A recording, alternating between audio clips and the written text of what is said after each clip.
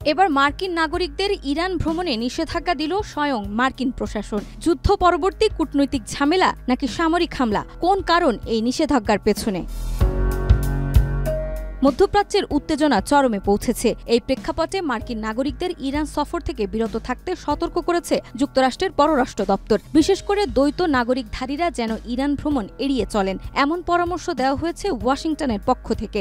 এক সংবাদ ব্রিফিংয়ে 10 জুলাই পররাষ্ট্র দপ্তরের মুখপাত্র ট্যামি ব্রুস বলেন, ইরানে এখনও নির্বিচারে মার্কিন নাগরিকদের আটক রাখার প্রবণতা রয়েছে।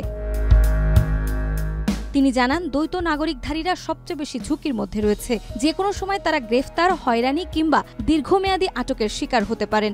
বর্তমানে 3 জন মার্কিন নাগরিক ইরানে বন্দী আছেন, যাদের বিরুদ্ধে গুপ্তচর বৃত্তির অভিযোগ আনা হয়েছে। যুক্তরাষ্ট্র মনে করেন এসব অভিযোগ রাজনৈতিক উদ্দেশ্য প্রণীত।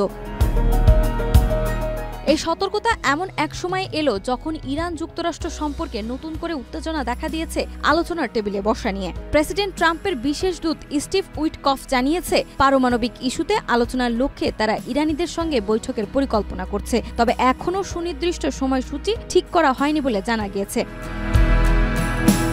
অন্যদিকে আলোচনার ব্যাপারে ইরান কিছুটা কঠোর অবস্থা নিয়েছে। দেশটির পররাষ্ট্র মন্ত্রণালয়ের মুখপাত্র ইসমাইল বাকাই বলেন, আলোচনার জন্য কোনো উদ্যোগ ইরান নেয়নি। তার ভাষায়, আলোচনার পূর্ব শর্ত হচ্ছে পারস্পরিক সম্মান এবং যুক্তরাষ্ট্র কর্তৃক আরোপিত সব ধরনের নিষেধাজ্ঞা প্রত্যাহার।